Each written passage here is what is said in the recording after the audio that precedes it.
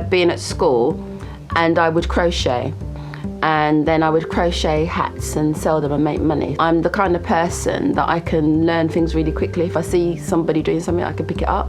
And I saw someone knitting and I copied, and then I just read loads of books and learned lots of different techniques and just fell in love with knitting.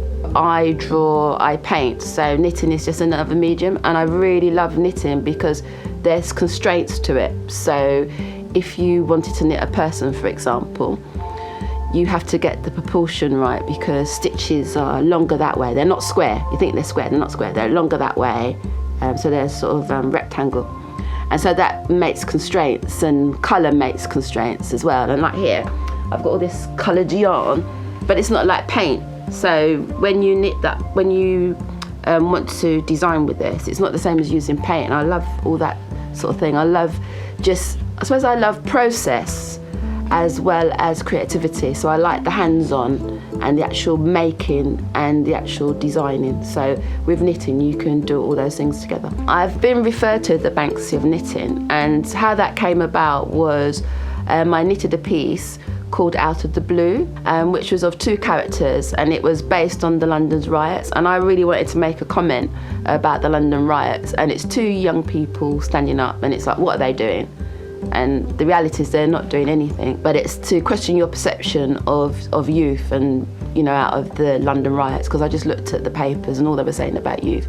And I wanted to use knitting because people sort of think, oh, knitting is for grannies and stuff like that. So I like the juxtaposition of using knitting for social comment. And then Lauren O'Farrell, who started Stitch London, wrote a column for Crafty TV. And she referred to me as the Banksy of knitting. I was like, wow, how cool is that? I put a proposal to John Bergerman about doing a jumper based on his knitwear. And he agreed, and I did it, and it's like bright colours, like orange, red, yellow, all the colours I like. And I got told by an eminent knitwear designer that I would have to mute my colours for them to sell. And I thought, oh, okay. Then I thought, no, that's not really true. It's just because a lot of the knitwear designers, they're of a certain demographic, so they're not using really bright colours, but it's really hard, like if you're working with magazines and that, because they dictate what they want to, what they think people are going to buy. I went to this knitting conference, and it was an academic knitting conference, really good. And someone said to me, oh, black people don't knit. They just crochet. And they were saying that's why there wasn't a lot of research, and it's a load of rubbish. Black people do knit. And then that's why I did a greeting card as well.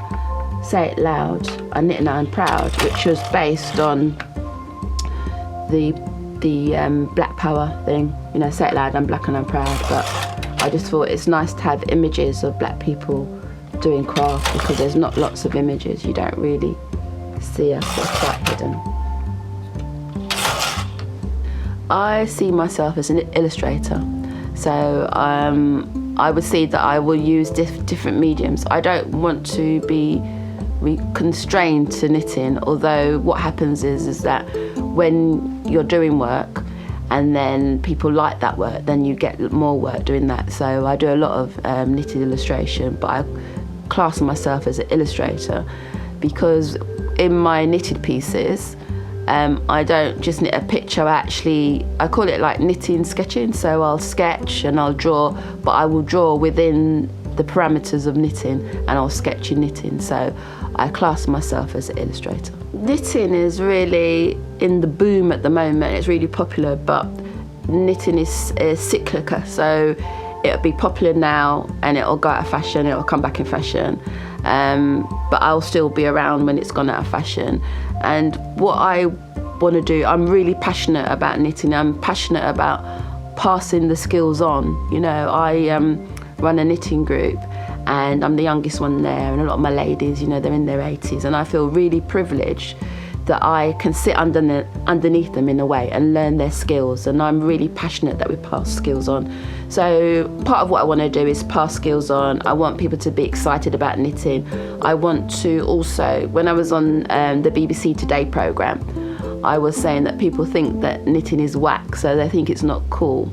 And I want people's perception to be changed of knitting and just think that it's a cool thing. It's a thing that guys can do as well as women as well. So I'm really keen to do that. I've been very lucky that a lot of doors have opened for me. So I've got a project coming up with the Royal Opera House, which I'd have to shoot you if I tell you about it. But I have Ruben Armstrong's making a documentary about what I'm making for the Opera House, so you can look out for that. But yeah, I just want to really, I suppose I'm like a knitting evangelist, really. Yeah, people have asked me if having an MBE has changed me as an artist. Well, initially when I got my MBE in 2004, I didn't use it for 3 years. I felt it was quite pretentious, so I never put it behind my name. I never did that because I just didn't know anybody else who had the MBE, and it seemed really strange. And then somebody said to me, well, if you've got it, you should use it. So I do use it. I don't think it has changed me as an artist because I'm still the same person, and it hasn't, well, I don't know, it doesn't seem to have opened doors to millions for me. I suppose when you're writing proposals or putting bids in, I don't know how that equates when you put MBE on there. I'm not sure, but for me it hasn't changed me. But if I can use my title to help other people to get into the art field, then I would do that.